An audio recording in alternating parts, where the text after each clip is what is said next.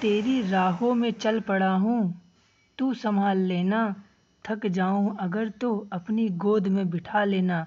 न चाहिए मुझे कोई और सहारा, बस हर पल मेरा साथ निभाना। मेरे भोले बाबा, बोलो भोले बाबा की जय। तेरी राहों में चल पड़ा हूँ, तू संभाल लेना। जय केदार बाबा की। दोस्तों, आज हम चल पड़े हैं एक ऐसी पवित्र सफ़र पर जहाँ केवल शरीर की ताकत नहीं, आत्मा की श्रद्धा और मन की आस्था भी ज़रूरी है। ये है बाबा केदारनाथ का रास्ता। एक यात्रा नहीं, बल्कि आत्मा का जागरण। हमारी यात्रा शुरू होती है सोनप्रयाग से। यहाँ से आपको गाड़ी छोड़कर सरकारी वाहनों से गौरीकुंड में तक जाना होता है। गौरीकुंड एक सुंदर शांत जगह, जहाँ माता पार्वती ने तप किया था। यहीं से शुरू होता है असली ट्रैक, जो लगभग 16 से 18 किलोमीटर का कठिन लेकिन भक्ति से भरा हुआ मार्ग है।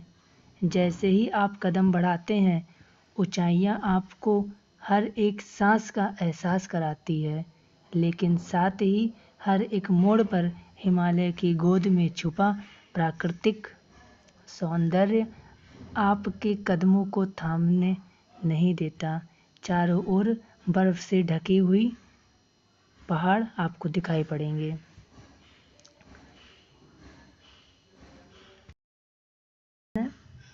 हरियाली, झरने और भोले बाबा के जयकारों की गूंज। देखो भाई, देखो बादल ही बादल, चारों तरफ बादल ही बादल। वाह वाह गुरु वाह, मजा ही आ गया।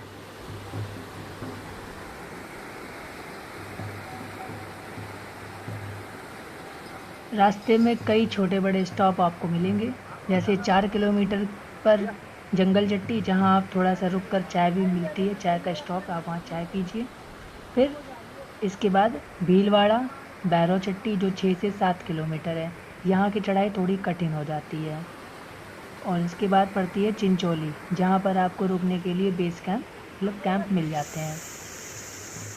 ये और देखो, इस बेस है चिंचोली कोई के इससे बाद फिर खूबसूरत आपको जगह? सीधे पड़ेगा नहीं रामबाड़ा। नहीं, है कुछ? और उसके बाद फिर मैं खुद नहीं कह फिर रहा, आपको केदारनाथ आप जी का देखो ना, बेस आप कैंप, बताओ, जो 13 से है 15 कुछ इससे किलोमीटर के खूबसूरत? बीच का, जहाँ से बाबा है के मंदिर की केदारनाथ? पहली झलक आपको दिखाई पड़ जाती है।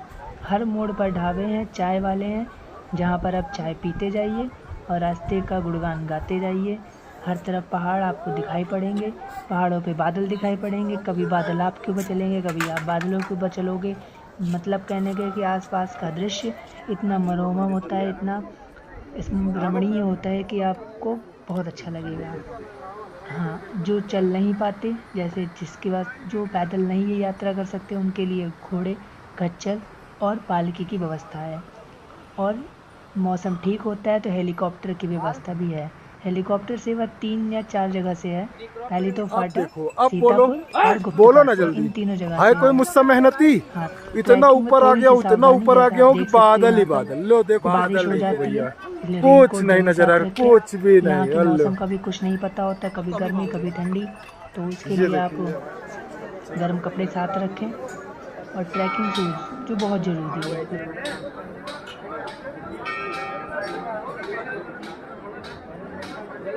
ये खाई है, पीछे से घोड़ा आ रहा है। अगर मैं टाइम से नहीं बारिश हो निकला जाती है तो तो मैं आपके खाई नॉर्मल में, शूज़ और स्लिप ये करने खाई, लग और ये जाएंगे। इतना पतला अब रास्ता। उसके लिए आप अब ट्रैकिंग मैं शूज़ ले भागा यहाँ लीजिए से, जल्दी या चलो। ट्रैकिंग ग्रिप जो आती है वो ले लीजिए। और मोस्ट इम्पॉर्टेंट चीज़, दवाएं, अपनी फ़ोटो आईडी रखिए ताकि आप अपनी यात्रा का रजिस्ट्रेशन पंजीकरण करवा सकें। घोड़े वाले जानवर हैं यार यहाँ पे।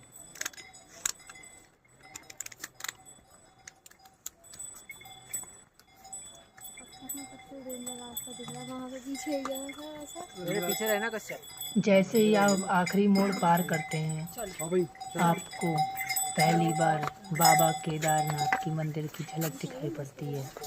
क्या वो बस पल शब्दों में बयान नहीं किया हमको जा डराना है, सकता। ताकि जब जाए ना तो हमको मेडल दिया जाए। अरे रिकॉर्ड हो गई ये बात, अरे यार ये बात रिकॉर्ड हो गई, अब कैसे भेजेंगे वीडियो? क्योंकि वहाँ कोई पत्थर नहीं, स्वयं शिव कोई विराजमान बात हैं। नहीं, मंदिर के देख पीछे लो रोड कैसी बर्फ है। से ढके पहाड़, सामने जलते अरे अरे दीपक, भागे यहाँ से जल्दी। हर भक्त की अरे आंखों यार, में बस एक ही आस तो कि बाबा के भाई साहब दर्शन। स्टंट मैन लोगों का काम है यहाँ अब से दूर गुजरना। नहीं, जल्दी ही दर्शन होने वाले हैं। ओ भाई साहब ये दोस्तों, ये कोई पर्यटन स्थल देखो नहीं पानी। है, यहाँ अरे भाई स्वयं साहब यहाँ घोड़ा कहाँ शिव से, विराजमान अरे है भैया भीग गया जूता।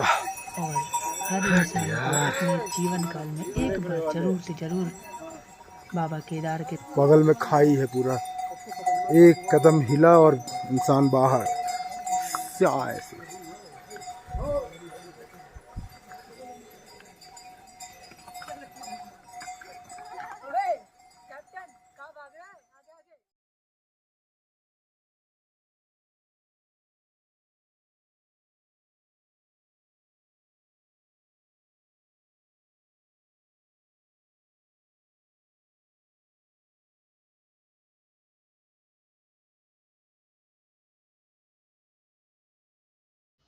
जहाँ श्रद्धा है वहाँ शिव है, जहाँ शिव है वहाँ मोक्ष है। एक ऐसी ही स्थल है बाबा केदारनाथ। केदार का अर्थ होता है मैदान, खेत या ऊंचाई पर स्थित स्थान, और नाथ का अर्थ होता है स्वामी या ईश्वर। इसलिए केदारनाथ का सीधा अर्थ निकलता है केदार के क्षेत्र के स्वामी, यानी भगवान शिव।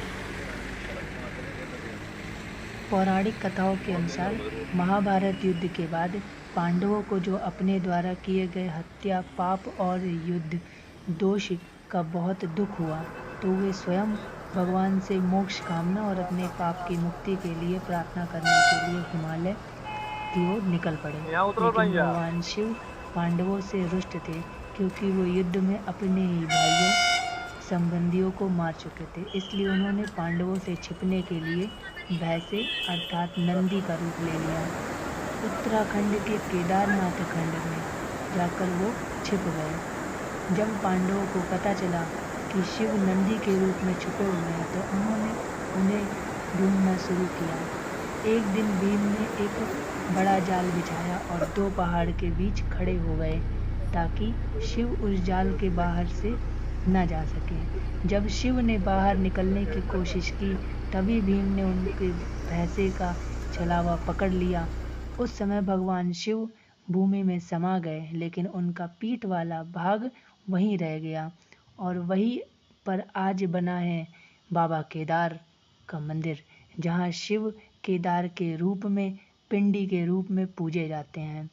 भगवान शिव के 5 भागों में विभाजित होकर 5 स्थानों पर दर्शन दिए।